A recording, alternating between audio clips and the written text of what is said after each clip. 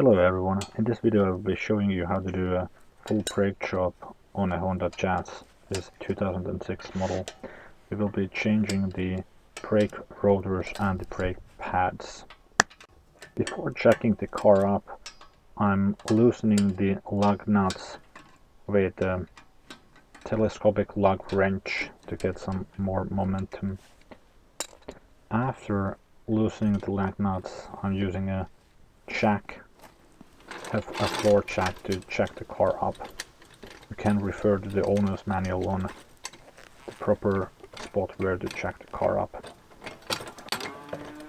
After jacking the car up, make sure to place a jack stand under the car and lowering the car onto the jack stand.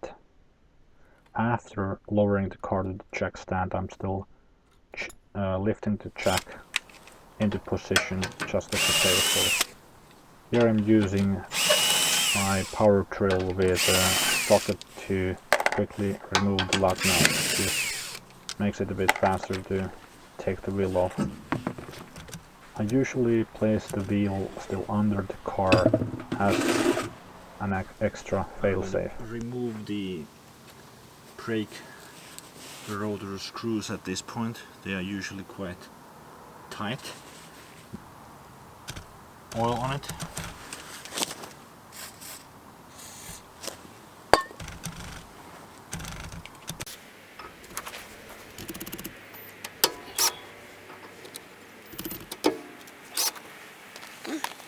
Got this.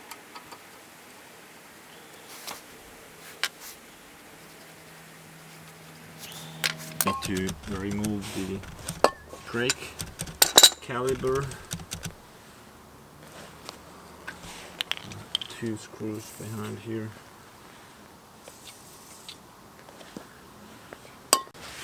Okay, so these are the screws I'm removing.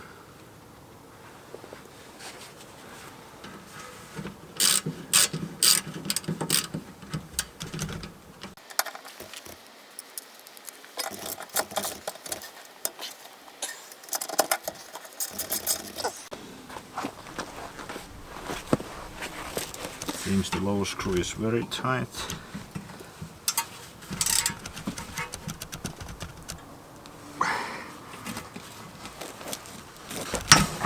Okay, I'll got that loose.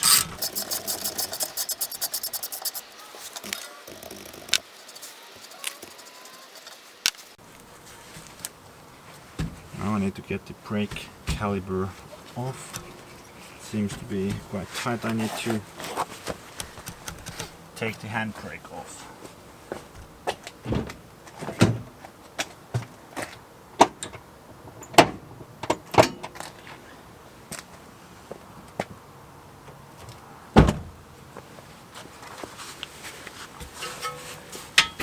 Okay, now when the handbrake is off, I can get the brake caliper easily out.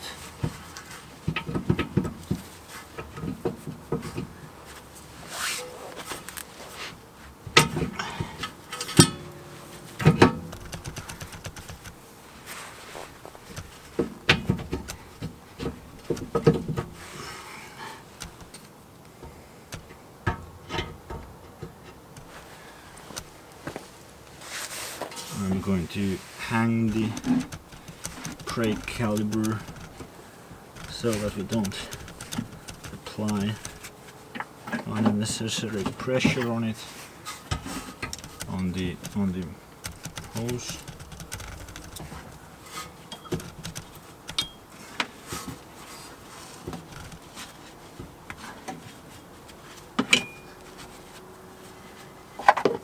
Now I have the brake caliper out of the way. I can remove the brake pads,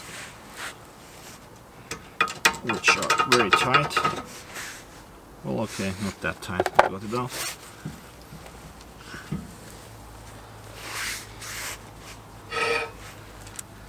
Okay, the other side is quite tight.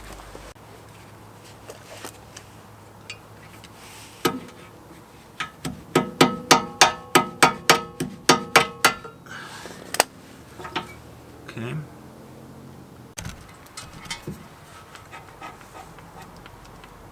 The caliper pins are moving very nicely.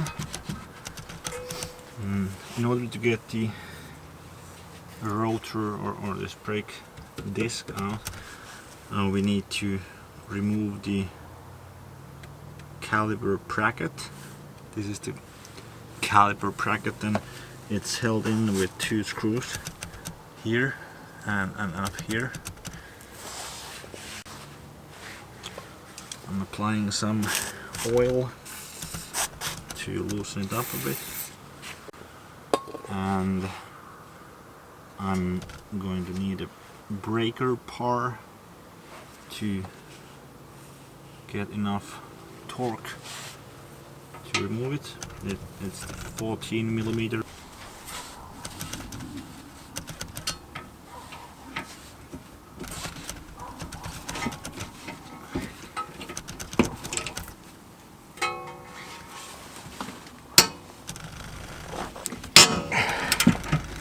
Okay, I got the first one loose.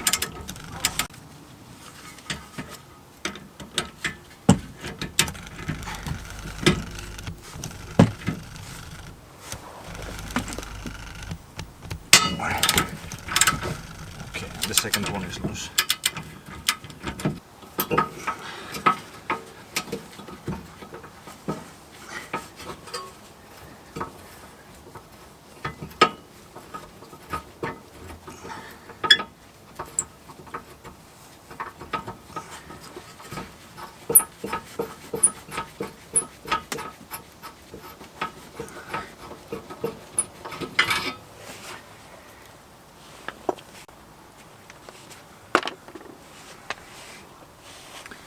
Okay, so the caliper bracket is removed now. Now we should be able to get the rotor out since the screws are already removed. It's holding quite tight. Okay, I'm going to try and use a hammer, putting a puck in between to hit the rotor, and it actually came out quite nicely. So this is the old rotor. It's quite rusty and has grooves. The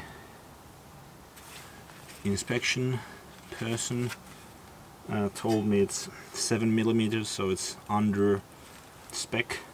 I think the new rotor says it should be a minimum of 8 millimeters.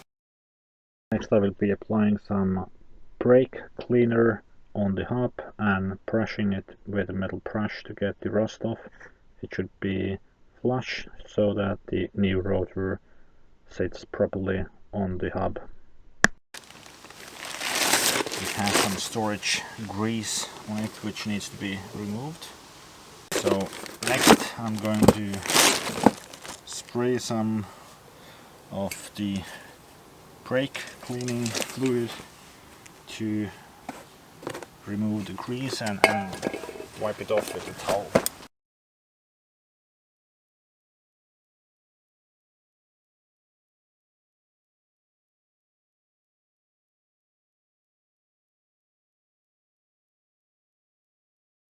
I need to align these holes with the holes in the hub.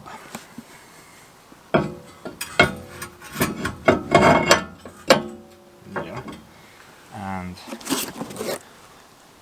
now I can put in the screws which are holding the rotor in place.